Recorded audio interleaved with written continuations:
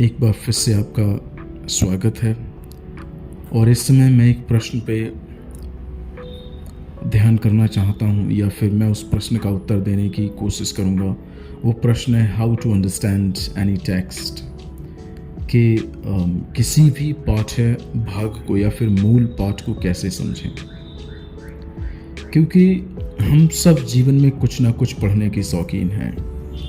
किसी को अखबार पढ़ने का बहुत शौक़ है, कोई धार्मिक किताबें ज़्यादा पढ़ता है, या फिर कोई गज़ल ज़्यादा पसंद करता है पढ़ना, और कुछ लोगों को आत्मकथाएं पसंद हैं, कुछ लोग जीवनियाँ पढ़ना पसंद करते हैं, कुछ लोगों को आर्टिकल्स ब्लॉग्स पढ़ने पसंद हैं, एंड कुछ लोग ऐसे हैं जिन्हें कविता, कहानी, उपन्यास, डायरी।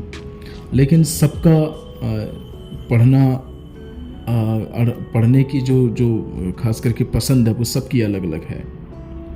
और कुछ ना कुछ हमेशा बहुत सारे लोग पढ़ते रहते हैं। कुछ लोग इतने शौकीन होते हैं कि बहुत टाइम पढ़ने में व्यतीत करते हैं। मगर ये सब तो ठीक है, बहुत अच्छी बात है कि आप पढ़ते हैं, लेकिन एक इम्पोर्टेंट क्वेश्चन ये है कि हम ये जो कुछ पढ़ते हैं उसको समझें कैसे।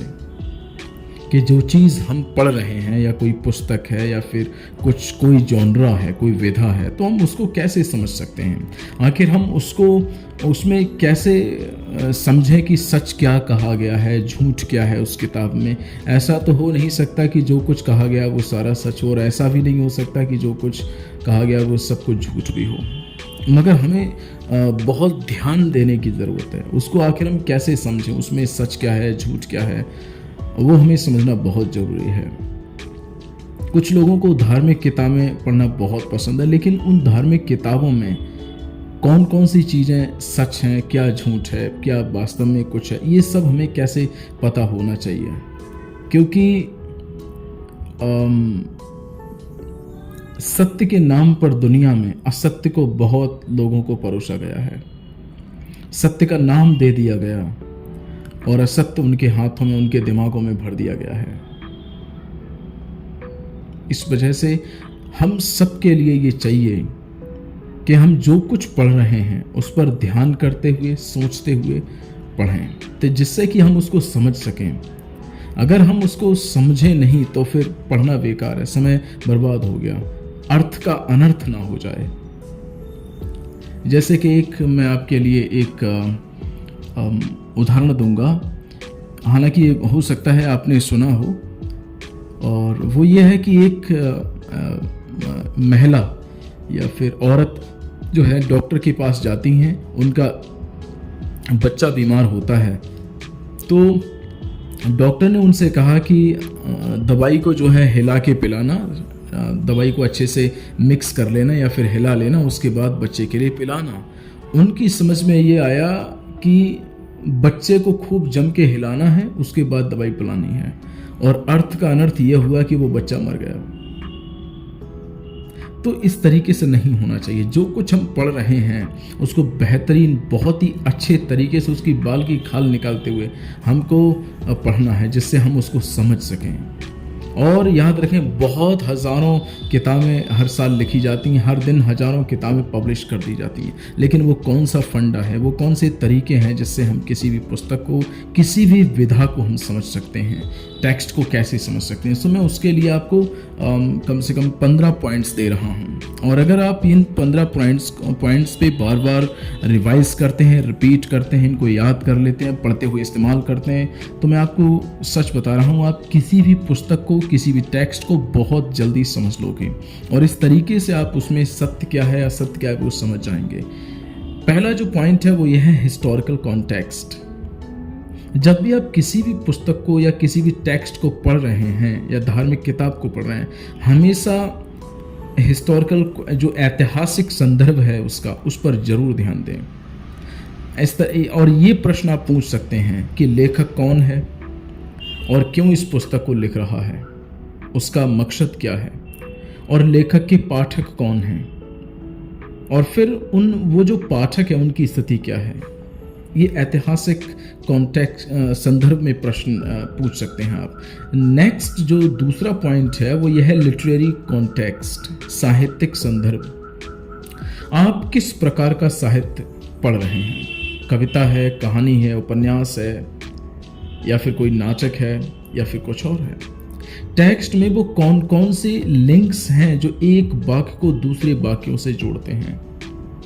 इस तरीके की जो चीज़ें हैं वो टेक्स्ट में ही आपको मिलेंगी। जब आप किसी भी मूल पाठ को पढ़ रहे हैं तो उसमें ही ये सारी चीज़ें आपको मिलेंगी, जहाँ पे आपको ध्यान देना है लिंक्स कौन कौन से हैं, एक वाक्य दूसरे वाक्य को कैसे जोड़ रहा है, उन पर आपको ध्यान देना है। एंड देन तीसरा पॉइंट है इमीडिएट कॉन्टेक्स्ट, तत्काल संदर्भ, मतलब एकदम से किस घटना के बाद कौन सी घटना हो रही है, इस पर आपको खास ध्यान देना है। इन शब्दों पर जरूर ध्यान दें जब आप किसी भी पुस्तक को, किसी भी टेक्स्ट को पढ़ रहे हैं, जैसे तुरंत, परंतु, लेकिन, और, इसलिए, अचानक, बाद में, फिर भी। इन शब्दों पर खास ध्यान दें क्योंकि इनके बाद कुछ ना कुछ दूसरी चीज होती है। उसके बाद चौथा जो पॉइंट्स है वो है मेन थीम। आप जो कुछ पढ़ रहे हैं उसकी विषय वस्तु क्या है, टेक्स्ट में मुख्य शब्द कौन कौन से हैं, टेक्स्ट में मुख्य वाक्य कौन सा या क्या है, टेक्स्ट में मुख्य समस्या क्या है, टेक्स्ट में मुख्य समस्या का समाधान क्या लेखक ने बताया है, टेक्स्ट में एम्फेसिस वर्ड्स या जोर देने वाले शब्द कौन कौन से हैं। इन चीज़ों पर खास करके ध्यान दें। यदि आप विषय वस्तु उस टेक्स्ट की समझना चाहते हैं तो इस तरीके के प्रश्नों पर ध्यान दें, इन चीज़ों को ढूंढें उस टेक्स्ट में। उसके बाद पांचवा जो पॉइंट है वो है अंडरस्टैंडिंग कंटेंट, विषय को समझना, उसका जो विषय है उसको समझें। आप विषय को कैसे समझ सकते हैं, इस तरीके के प्रश्नों को पूछें, जैसे कि क्या आप टेक्स्ट में दिए हुए शब्दों या वाक्यों का अर्थ समझते हैं, जो कुछ उसमें लिखा है, जो शब्द लिखे हैं, जो वाक्य लिखे हैं, क्या आप उनका मतलब समझ रहे हैं। टेक्स्ट में लेखक की बहस क्या चल रही है, वो कौन सी आर्ग्यूमेंट्स देने की कोशिश कर रहा है, उसने क्या आर्ग्यूमेंट दिया है। टेक्स्ट में चरित्र कौन सा है, मतलब कोई व्यक्ति कौन है उसमें, टेक्स्ट में कोई औरत है, कोई आदमी है। टेक्स्ट में आश्चर्य क्या है, आश्चर्य की बात क्या है। फिर टेक्स्ट में क्या चल रहा है, आखिर जो आप पढ़ रहे हैं उसमें चल क्या रहा है, कौन सी घटना चल रही है, कौन सी बात चल रही है, कौन सा उस बंदे ने आर्ग्यूमेंट्स, बहस दी है। और टेक्स्ट में लेखक का लॉजिक क्या है, इस पर खास ध्यान दें। जब आप इस तरीके के प्रश्न, इन सब प्रश्नों को ढूंढेंगे उसमें कंटेंट में, तब आपको और जल्दी वो टेक्स्ट समझ में आएगा। याद रखें, हर टेक्स्ट या मूल पाठ का कॉन्टेक्स्ट, बैकग्राउंड जरूर होता है। जो कुछ भी आप पढ़ रहे हैं उसका कॉन्टेक्स्ट जरूर मिलेगा आपके लिए, और कॉन्टेक्स्ट में ही उस टेक्स्ट का अर्थ होता है। इस वजह से इस तरीके की ये जो कॉन्टेक्स्ट वाली चीज़ें मैंने आपको बताई, इनको जरूर आपको ध्यान देना है, जिससे कि आपको अच्छे से historical context, literary context, immediate context and main theme, understanding content, ये सारा कुछ समझ में आ सके। तभी आप अच्छे से बेहतरीन तरीके से उस टेक्स्ट को, उस किताब को समझ पाएंगे। देन छठा पॉइंट है क्वेश्चंस इन द टेक्स्ट। जो कुछ आप पढ़ रहे हैं उसमें ये देखें कि लेखक ने कोई प्रश्न तो नहीं पूछा है, और अगर पूछा है तो वो क्या प्रश्न है, किसके बारे में है, उस प्रश्न का अर्थ क्या है, वो प्रश्न को क्यों उठा रहा है। इन चीज़ों पर ध्यान दें, इस तरीके से प्रश्न पूछे, इस प्रश्न का उत्तर ढूंढने की कोशिश करें। देन सातवां शब्द है जो आपको कोई भी चीज़, कोई भी पुस्तक या कुछ भी पढ़ते हुए जरूर पूछना चाहिए, क्या, व्हाट। सातवां जो पॉइंट है वो है व्हाट, क्या, घटना। क्या का मतलब है कि घटना क्या चल रही है उसमें, टेक्स्ट में क्या हुआ है।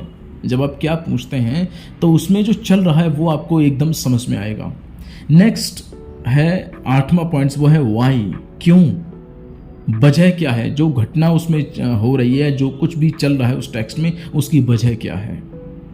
देन नमा जो चीज़ है वो है हाउ, कैसे, तरीका, घटना होने का तरीका क्या है, वो चीज़ कैसे हुई है, वो बात कैसे हुई है, वो घटना कैसे हुई। इससे आपको ये पता चलेगा। जब आप हाउ पूछते हैं, कैसे हुआ, तो इससे आपको घटना होने का तरीका पता चलेगा। उसके बाद में 10वां पॉइंट्स है हु, कौन। कौन का मतलब आप व्यक्ति के बारे में जान जाएंगे कि घटना को करने वाला कौन है या किसने की है। इस तरीके से आप व्यक्ति के बारे में जान जाएंगे हु या कौन प्रश्न करने से। देन 11वां है व्हेन, कब, समय, घटना होने का समय क्या है। जब आप पूछते हैं कब ऐसा हुआ, इसका मतलब आप टाइम की बात कर रहे हैं, समय की बात कर रहे हैं। इन प्रश्नों को कोई भी टेक्स्ट पढ़ते हुए आप इस्तेमाल करें, पूछें। देन 12वां पॉइंट है वेयर, कहाँ, स्थान। जब आप पूछते हैं कहाँ पर ये घटना हुई, तो आप किसी स्थान की बात करें, स्थान को जानने की कोशिश कर रहे हैं। देन 13वां जो पॉइंट है वो है सिंबल, प्रतीक। जीवन में, दुनिया में बहुत सारी चीज़ों के प्रतीक हैं, हर चीज़ का कुछ ना कुछ प्रतीक है। जैसे सफ़ेद प्रतीक है पवित्रता का, शुद्धता का, शांति का। काला प्रतीक है मृत्यु का, अंधकार का, पाप का। लाल प्रतीक है रोमांटिक का। ओके, इस तरीके से कुछ ना कुछ, हर चीज़ का कुछ ना कुछ प्रतीक है। उसको ढूंढने की टेक्स्ट में कोशिश करें कि कोई प्रतीक तो नहीं है, और फिर उसका मतलब क्या है। उसके बाद 14वां पॉइंट है फिगर ऑफ स्पीच, अलंकार। कि टेक्स्ट में लेखक ने कौन से अलंकारों का प्रयोग किया है, उनका अर्थ क्या है। क्योंकि हर एक लेखक कुछ ना कुछ, कोई ना कोई प्रकार का फिगर ऑफ स्पीच या फिर अलंकार अपने टेक्स्ट में ज़रूर प्रयोग करता है, उसकी सुंदरता बढ़ाने के लिए। कुछ ना कुछ ज़रूर उसने कहा होगा, शब्दों में, सेंटेंसेस में, या फिर किसी चीज़ को बढ़ा चढ़ा कर कहा होगा, किसी की तारीफ़ की होगी, किसी को सुंदर बनाने के लिए ऐसा कहा गया होगा, तो उस पर ध्यान दें। देन सबसे लास्ट है, ये सबसे इंपॉर्टेंट बात है, जब ये ऊपर वाले सारे पॉइंट्स आप ढूंढ लें, सारी बातों को देख लें टेक्स्ट में, उसके बाद पूछें इसका क्या मतलब है, व्हाट डज इट मीन। ये मोस्ट इंपॉर्टेंट क्वेश्चन है। आप जो कुछ भी पढ़ रहे हैं, चाहे धार्मिक किताब, चाहे कुछ भी साहित्यिक पुस्तक, चाहे कुछ भी पढ़ रहे हैं, कोई भी जॉनरा पढ़ें, कोई भी टेक्स्ट पढ़ें, आप ये ज़रूर पूछें कि इसका क्या मतलब है, व्हाट डज इट मीन। ये जो कुछ मैं पढ़ रहा हूँ इसका क्या अर्थ है, इसका क्या मतलब है, क्या ये इसका कोई सेंस है। जब आप इन सारे पॉइंट्स को इस्तेमाल करेंगे कोई भी टेक्स्ट पढ़ते हुए, बहुत जल्दी आप हर पुस्तक को, चाहे कितनी भी कठिन पुस्तक हो, आप उसको समझ सकते हैं। बहुत जल्दी आप उसे समझ जाएंगे। अगर आप इन सब पॉइंट्स को इस्तेमाल करते हुए किसी भी किताब को पढ़ोगे तो क्या लाभ होगा, आप सत्य और असत्य को समझ पाओगे। यही मेरा मकसद है कि आप सत्य को जानें, अंतर कर पाओगे सत्य और असत्य में, अगर आप इन सारे पॉइंट्स को इस्तेमाल करते हैं पढ़ते हुए किसी भी पुस्तक को। क्या आप जो कुछ पढ़ रहे हैं उसे समझते भी हैं? क्या आप सत्य समझे अब तक कि सत्य आखिर है क्या? हो सकता है आपने बहुत सारी पुस्तकें पढ़ी हों, बहुत धार्मिक किताबें पढ़ी हों, कि मेरा एक प्रश्न है कि आप सत्य को समझ पाए? आप कैसे समझते हैं किसी भी पुस्तक के लिए? इन जो मैंने पॉइंट्स आपको दिए हैं इनको इस्तेमाल करें, इनको बार बार रिवाइज करें, याद कर लें, और जब भी आप पढ़ते हैं इनके लिए इस्तेमाल करें। आपको बहुत जल्दी वो किताब समझ में आएगी, वो टेक्स्ट समझ में आएगा, और आप सत्य और असत्य दोनों को समझ पाओगे। मुझे यकीन है इन सबसे आपके लिए बहुत कुछ फ़ायदा होगा। Thank you very much.